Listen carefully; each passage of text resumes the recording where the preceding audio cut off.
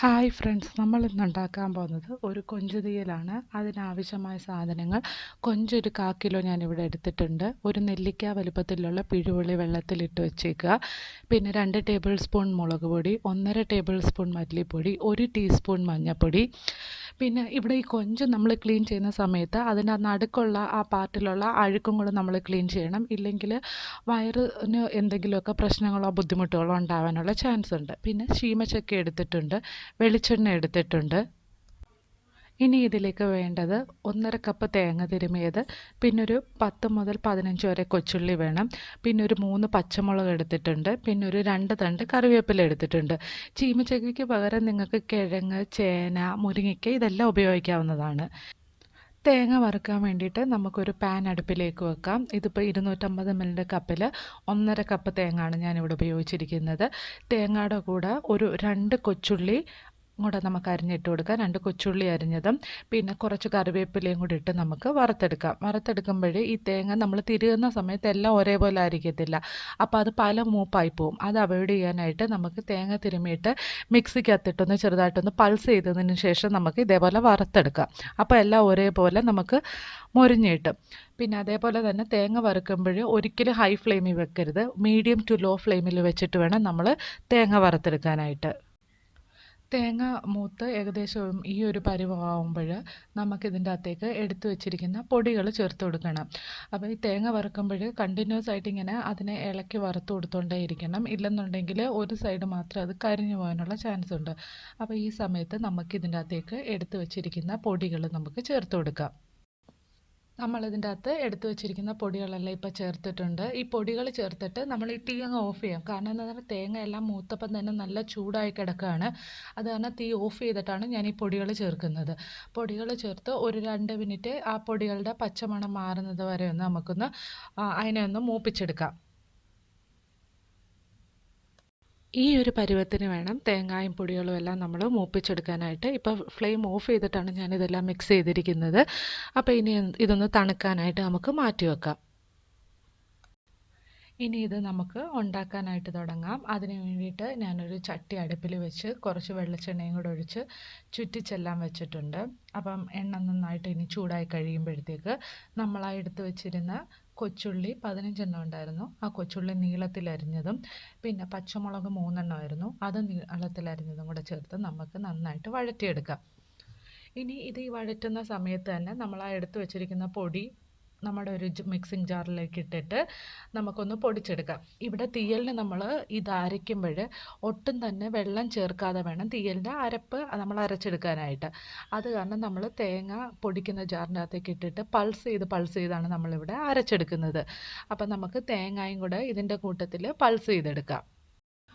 കൊച്ചുള്ളി നമ്മളിവിടെ മൂപ്പിക്കുന്ന സമയത്ത് കുറച്ച് ഉപ്പും കൂടെ ചേർത്ത് മൂപ്പിച്ച് കഴിഞ്ഞാൽ അത് പെട്ടെന്ന് തന്നെ വഴണ്ട് കിട്ടും. അപ്പോൾ നമ്മൾ കുറച്ച് ഉപ്പും കൂടെ ചേർത്തിട്ടുണ്ട്. പിന്നെ കുറച്ച് കറിവേപ്പിലയും കൂടി ഇട്ട് നമുക്ക് നന്നായിട്ട് വഴറ്റിയെടുക്കാം. ഏകദേശം ഒരു 2-3 മിനിറ്റ് കഴിയുമ്പോഴത്തേക്ക് കൊച്ചുള്ളി എല്ലാം നല്ല വഴട്ടി ഈ ഒരു പരുവത്തിലേക്ക്, ഈ ഒരു ചെറിയൊരു ലൈറ്റ് ബ്രൗൺ കളറിലേക്ക് മാറും. ആ സമയത്ത് നമുക്ക് എടുത്തു വെച്ചിരിക്കുന്ന ശീമശക്ക നീളത്തിലരിഞ്ഞത്, ഇതൊരു പകുതി ശീമശക്കയാണ് ഞാനിവിടെ ഉപയോഗിക്കുന്നത്. അപ്പോൾ ഇതും കൂടെ നമുക്ക് ചേർത്ത് കൊടുക്കാം. ചേർത്ത് കൊടുത്ത് നന്നായിട്ട് വഴറ്റി യോജിപ്പിക്കാം. അപ്പം ഇതിന് പകരം നമുക്ക് ചേനയോ കിഴങ്ങോ ഒക്കെ നമുക്ക് ഇതിൻ്റെ അകത്ത് ഉപയോഗിക്കാവുന്നതാണ്. മുരിങ്ങക്കോലും ഒക്കെ നമുക്ക് ഉപയോഗിക്കാം. അതെല്ലാം ഇട്ടാലും നല്ല രുചിയാണ്. അപ്പോൾ ശീമശക്കയും കൂടെ ചേർത്ത് നന്നായിട്ട് യോജിപ്പിക്കുക. ഇതിൻ്റെ കൂട്ടത്തിൽ എടുത്ത് വെച്ചിരിക്കുന്ന കൊഞ്ചും കൂടെ നമുക്ക് ചേർത്ത് കൊടുക്കാം. ഇത്രയും കൂടെ ചേർത്ത് നമുക്ക് നന്നായിട്ട് വഴറ്റി യോജിപ്പിച്ച് വെക്കാം. അപ്പോൾ ഇതെല്ലാം നമ്മൾ നന്നായിട്ട് യോജിപ്പിച്ചിട്ടുണ്ട്. യോജിപ്പിച്ചതിന് ശേഷം നമുക്കിതൊരു മൂടി വെച്ച് അടച്ചു വെക്കാം. ഒരു 5 മിനിറ്റിന് ശേഷം നമുക്ക് ഇനി ബാക്കി ചേരുവകൾ ഇതിലേക്ക് ചേർക്കാം. അപ്പോൾ ഈ സമയത്ത് നമ്മളിനി തേങ്ങ അരച്ചെടുക്കുകയാണ് വേണ്ടത്. അപ്പോൾ തേങ്ങ നമ്മൾ 2-3 തവണയായിട്ട് പൾസ് ചെയ്ത് വെള്ളം ചേർക്കാതാണ് അരയ്ക്കേണ്ടത്. ഇപ്പം ഞാനിത് വെള്ളം ചേർക്കാതെ ഒരു 2-3 പ്രാവശ്യം പൾസ് ചെയ്തപ്പോൾ ഈ ഒരു രൂപത്തിൽ അതിൽ എണ്ണയൊക്കെ തെളിഞ്ഞിങ്ങനെ വരുന്നൊരു രൂപത്തിലേക്ക് മാറിയിട്ടുണ്ട്. അപ്പോൾ ഇനി ഇത് ബാക്കിയും കൂടെ നമുക്ക് പൾസ് ചെയ്തെടുക്കാം. ഇപ്പോൾ ഒരു 5 മിനിറ്റ് കഴിഞ്ഞിട്ടുണ്ട്. അപ്പോൾ ഇതെല്ലാം ഒന്ന് യോജിപ്പിച്ചതിന് ശേഷം നമുക്ക് ഇതിനകത്തേക്ക് എടുത്തു വെച്ചിരിക്കുന്ന പുളിവെള്ളം നമുക്ക് ചേർത്ത് കൊടുക്കാം. നെല്ലിക്ക വലുപ്പത്തിനുള്ള പുളി നമ്മളൊരു 5 മിനിറ്റ് മുമ്പ് തന്നെ വെള്ളത്തിൽ കുതിർത്തിയതാണ്. അപ്പോൾ അതും കൂടെ നമുക്ക് ചേർത്ത് കൊടുക്കാം. അതിനുശേഷം എല്ലാം കൂടെ നന്നായി യോജിപ്പിച്ചിട്ട് നമുക്ക് വീണ്ടും അതിനെ അടച്ചു വെച്ച് ആ പുളിയുടെ പച്ച ചവയൊക്കെ മാറുന്നത് വരെ നമുക്കൊരു 5 മിനിറ്റോളം ഇതിനെ ഒന്ന് വേവിച്ചെടുക്കാം. അപ്പോഴത്തേക്ക് കൊഞ്ചും എല്ലാം നല്ലതുപോലെ വെന്ത് നല്ല സോഫ്റ്റായി വരും. സമയത്ത് നമുക്ക് തേങ്ങ എല്ലാം നന്നായിട്ട് അരച്ചെടുക്കാം. അപ്പോൾ ഇത് ഒട്ടും തന്നെ വെള്ളം ചേർക്കാതെ അരച്ചതാണ്. നിങ്ങൾക്ക് കാണാൻ സാധിക്കും അതിൽ എണ്ണയെല്ലാം നന്നായി തെളിഞ്ഞു വന്നിട്ടുണ്ട് ആ ഒരു തേങ്ങയിൽ. അപ്പോൾ തീയലിന് നല്ലതുപോലെ ഒരു കളറ് കിട്ടാൻ വേണ്ടിയിട്ട് ഇതേപോലെ നമ്മൾ വെള്ളം ചേർക്കാതെ അരച്ചെടുത്താൽ മതി. അപ്പോൾ തീയലിന് നല്ല കളറും കിട്ടും. ഇനി ഇത് നമ്മുടെ കറിയിലേക്ക് നമുക്ക് ചേർത്ത് കൊടുക്കാം. അപ്പോൾ ഇനി ഇപ്പോൾ നിങ്ങൾക്ക് കാണാൻ സാധിക്കും കൊഞ്ചെല്ലാം നല്ലതുപോലെ വെന്ത് നമ്മളൊഴിച്ച പുളിയും എല്ലാം നല്ലതുപോലെ അതിൻ്റെ പച്ചച്ചവയെല്ലാം മാറിയിട്ടുണ്ട്. അപ്പോൾ ഇതിൻ്റെ അകത്തേക്ക് നമ്മൾ അരച്ച് വെച്ചേക്കുന്ന അരപ്പ് ചേർത്ത് കൊടുക്കാം. ഇനി ഇതിൻ്റെ കൂട്ടത്തിൽ കുറച്ച് വെള്ളവും കൂടെ ചേർത്ത് ഇതിനെ നമുക്ക് നന്നായിട്ട് മിക്സ് ചെയ്തെടുക്കാം. ഞാനിവിടെ ഏകദേശം ഒരു കപ്പോളം വെള്ളം ചേർത്തിട്ടുണ്ട്. ഇത് തേങ്ങാക്കറി ആയത് കാരണം തന്നെ ഒരു 2-3 തിള കഴിയുമ്പോൾ തന്നെ കറി കുറുകാൻ തുടങ്ങും. അത് കാരണം കുറച്ച് വെള്ളം ഒഴിക്കുന്നതുകൊണ്ട് കുഴപ്പമില്ല. അപ്പോൾ ഞാനിവിടെ 1 കപ്പ് വെള്ളത്തോളം ഒഴിച്ചിട്ടുണ്ട്. അതിന് ശേഷം എല്ലാം കൂടെ നല്ലപോലെ യോജിപ്പിച്ചതിന് ശേഷം നമുക്ക് അടച്ച് വെച്ച് ഇനി ഒന്ന് വേവിച്ചെടുക്കാം. ഇനിയിപ്പോൾ ഓൾറെഡി എല്ലാം വെന്തിട്ടുണ്ട്. ഒരു 5 മിനിറ്റും കൂടെ കഴിയുമ്പോൾ തന്നെ എണ്ണയെല്ലാം തെളിഞ്ഞ് കറി നന്നായിട്ട് റെഡി ആയിട്ട് വരും. ഇപ്പോൾ 5 മിനിറ്റ് കഴിഞ്ഞിട്ടുണ്ട്. കറിയെല്ലാം നല്ലതുപോലെ തിളച്ചിട്ടുണ്ട്.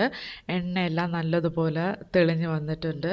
അപ്പം ഈ സമയത്ത് നമുക്ക് കറി ഒന്ന് ചുറ്റിച്ചു കൊടുക്കാം. കറി ഒന്ന് ചുറ്റിച്ചു കൊടുത്ത് നമുക്ക് അടച്ചു വെച്ച് തീ ഓഫ് ചെയ്യാം. അപ്പം നമ്മുടെ കൊഞ്ച് തീയൽ ഇവിടെ റെഡി ആയിട്ടുണ്ട്.